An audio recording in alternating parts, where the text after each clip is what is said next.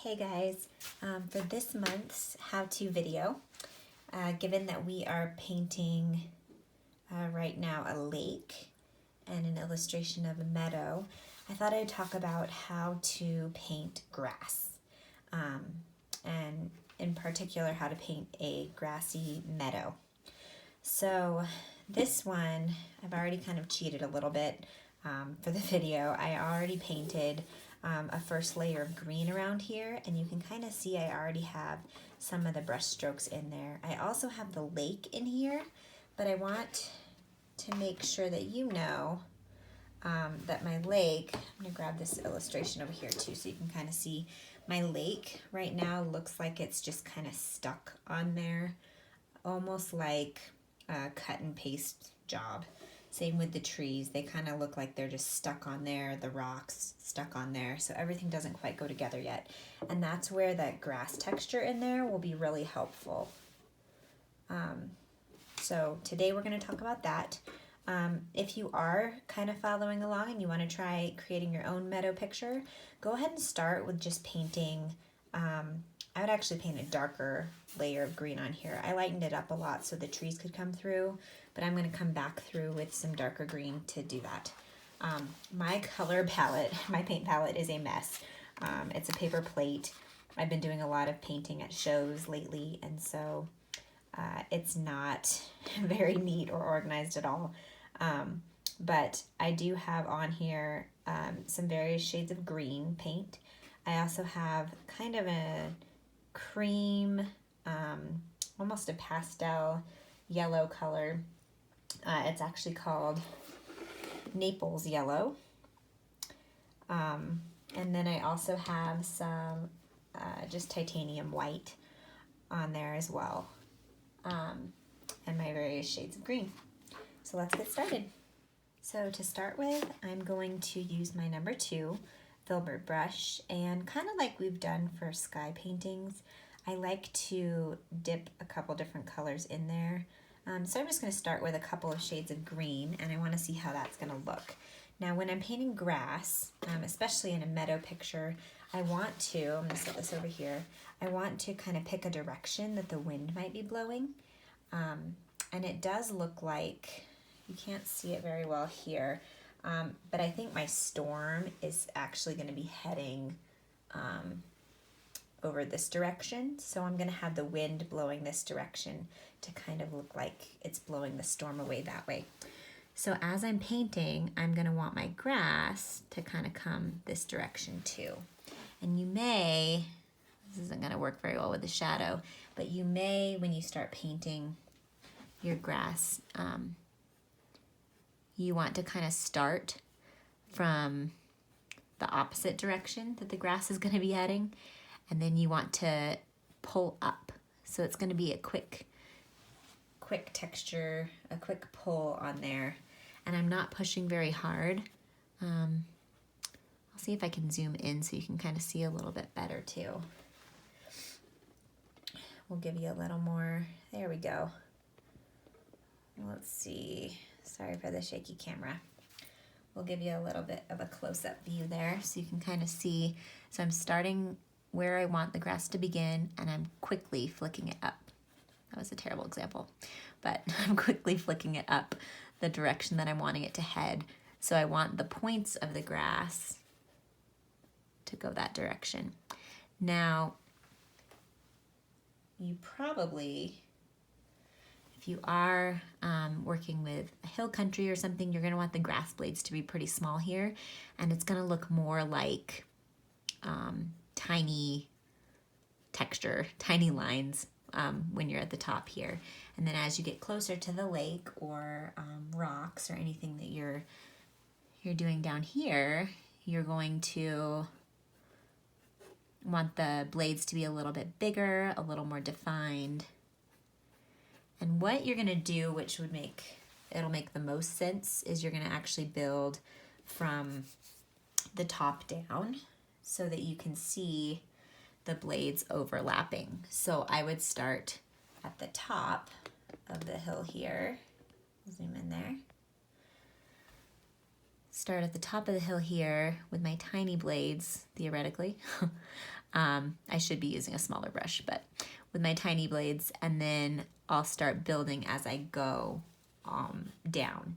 That way you can see the actual edges of the blades kind of overlapping each other as you go down. So I'm going to do a time lapse so you can kind of see that, and then I will chat some more about further meadow details.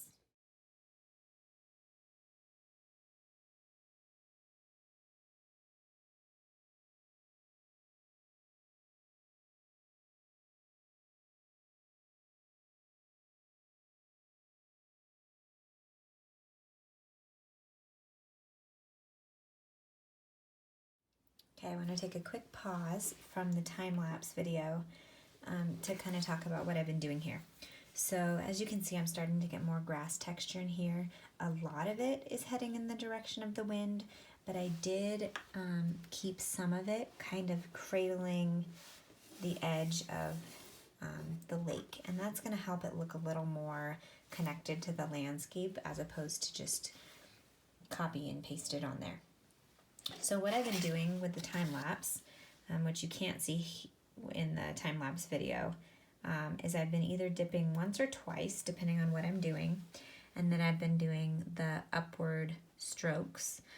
To begin with, I'm mostly pretty much only painting with the number 2 filbert brush on here, and then my plan is to go back. If I want to add some small details, I can go back with one of my round brushes, with my little detail brush, and add a little more details in there that way. I'm taking turns. I am trying to bring in some of that yellowish color there. So I am every once in a while dipping my brush just in that and kind of bringing some of that in to show little patches, because every once in a while you get those color variations with grass. And then I'm switching again to a different shade of green to kind of bring that in. So I'm trying to get a lot of different shades of green in there. When I am trying to paint behind something, you may have seen in the time-lapse video that what I kind of do is I try to get up as close to it as I can, but if I can't quite get there, I color in a little bit of that green or whatever shade or color I'm doing, and then I try to get as close to it as I can. I am, instead of pushing up to get the point, I'm pulling down from the object that I'm trying to kind of hide behind. And that makes it easier to kind of keep your line in there. You can, at least with my technique, with the ink, I can always go back and redraw those lines to make them a little bit bolder again. With the trees, I try to make sure, and I actually need to go back over some of my other illustrations and double check this, but I try to make sure that the grass or whatever background I have behind it is a color that's not going to completely lose the trees.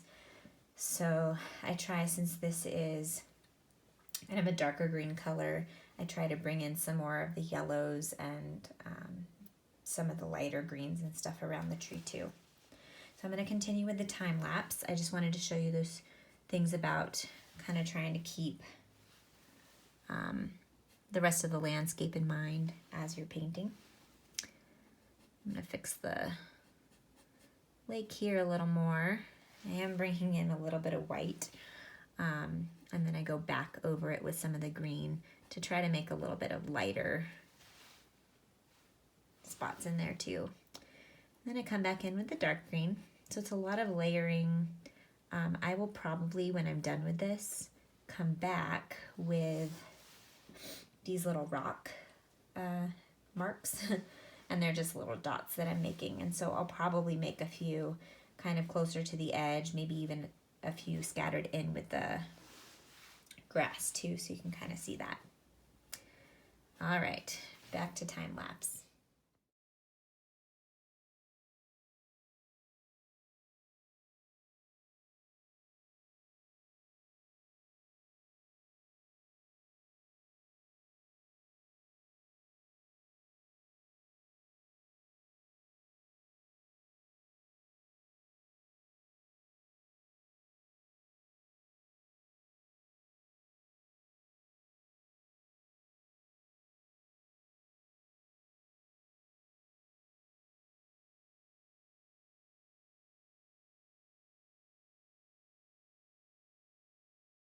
So that's the basics on painting a meadow.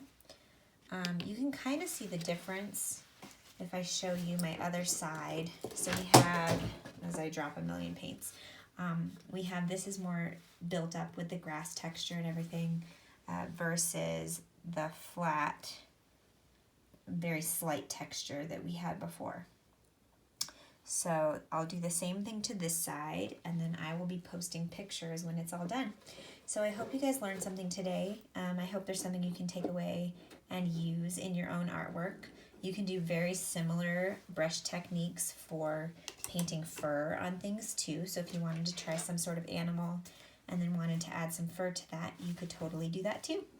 Thanks so much for tuning in, and I will see you again next month.